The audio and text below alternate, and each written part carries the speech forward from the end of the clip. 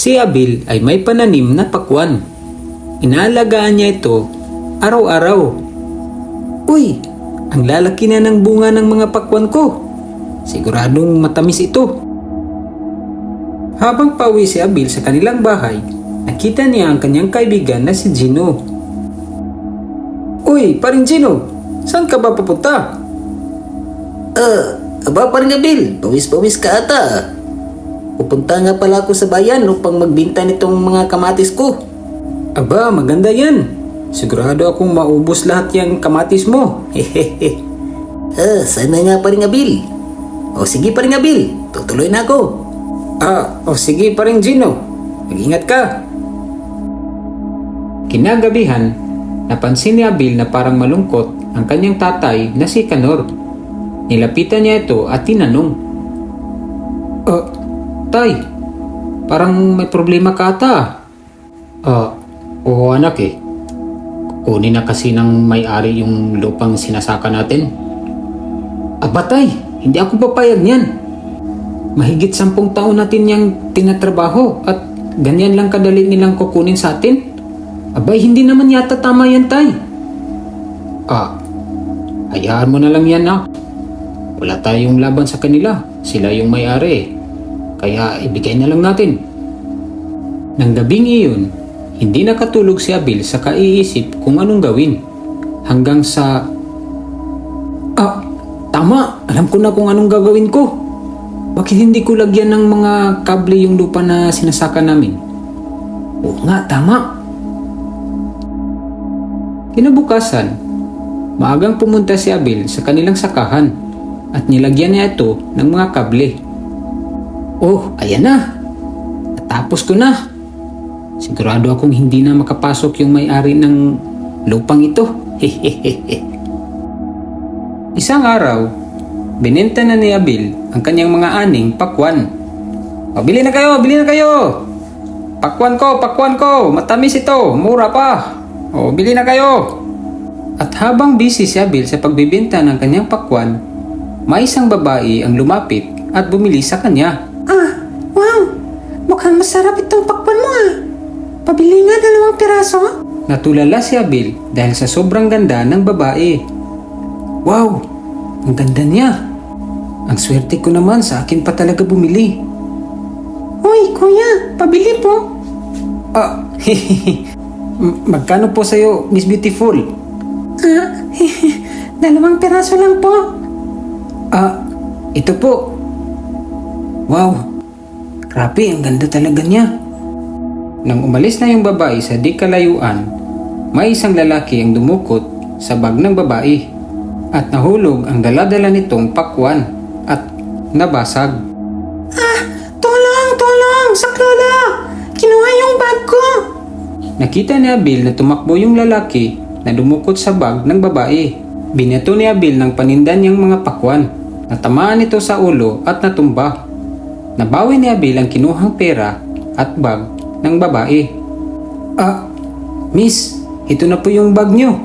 Napayakap yung babae sa sobrang saya at nagpasalamat ito kay Abil. Salamat po kuya. Nabalik yung bag ko. Walang anuman miss. Nagbigay yung babae ng malaking halaga. Pasasalamat daw niya sa pagtulong sa kanya. Pero hindi tinanggap ni Abil. Ito. Kunin mo. Pasasalamat ko sa iyo ito. Wag na po miss. Maliit na bagay lang yun. Wow. Ang bait po naman kuya. Sana marami pang taong matulungan mo.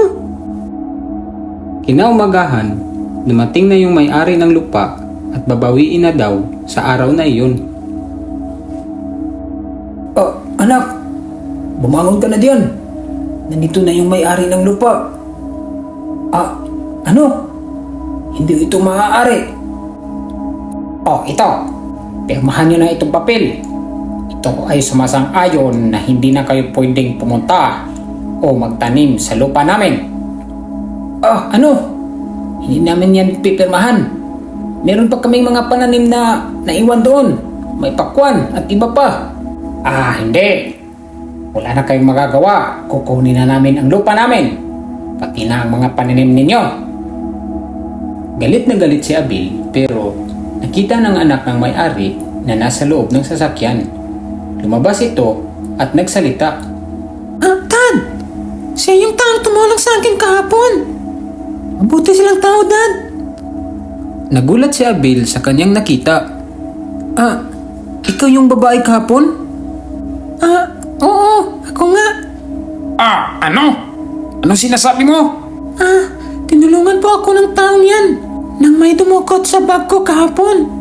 Nararapat lang na ibigay na lang natin yan sa kanila, Dad. Ganun ba? O sige, pagbibigyan kita anak. Pero hindi ko ibibigay sa kanila yung lupa. Ibibenta ko na lang sa kanila ng mura. Totoo ba yan, sir? Ibibenta niyo sa amin yung mura? Magkano naman po? Oo, ibibenta ko sa inyo ng 5,000 piso. Sobrang mura na yan. Kahit papano makapera din ako. Pangdagdag sa pangbayad sa hospital. Na hospital kasi ang asawa ko. Kailangan din namin ng pera ngayon. Sige.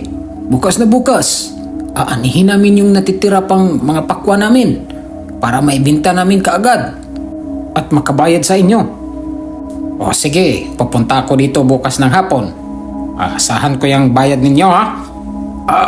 Opo. Maraming salamat po. Tuwang-tuwa sina Abil at Tatay Kanor sa napag-usapan nila nung may-ari ng lupa. Anak, sa palagay mo ba aabot ng 5,000 kapag nabenta na natin lahat ng pakwa natin? Oo naman, Tay. Palagay ko sobra pa nga eh. Kinaumagahan, nagmadali silang pumunta sa kanilang taniman. Kaya lang, nagulat sila sa kanilang nakita. Sinira ito ng taong dumukot sa bag ng babae at naghiganti. Ano? Sinong may gawa nito? Binasag lahat ng pakwa natin, Tay. Anak. Huminahon ka. Makakahanap din tayo ng paraan. Umiyak nang umiyak si Abil sa pangyayari. At nang may nakita siyang natitirang bunga ng pakwan. Ito na lang natitira sa akin. Ang nag-iisang bunga ng pakwan. Pero sa sobrang galit niya, kinuha niya ito at hinampas sa lupa at nabasag. Pero laking gulat nila nang malaman nilang ang nilalaman ng pakwan ay mga ginto. Anak, anong nangyari? Tay, yung pakwan, may lamang ginto. Ano? Paano nangyari yun? Nang dumating na yung hapon, dumating na rin yung may-ari ng lupa. Sinabi ni Abil na babayaran na lang daw nila ng ginto. Natuwa yung may-ari ng lupa at binigay na sa kanila ng lubusan.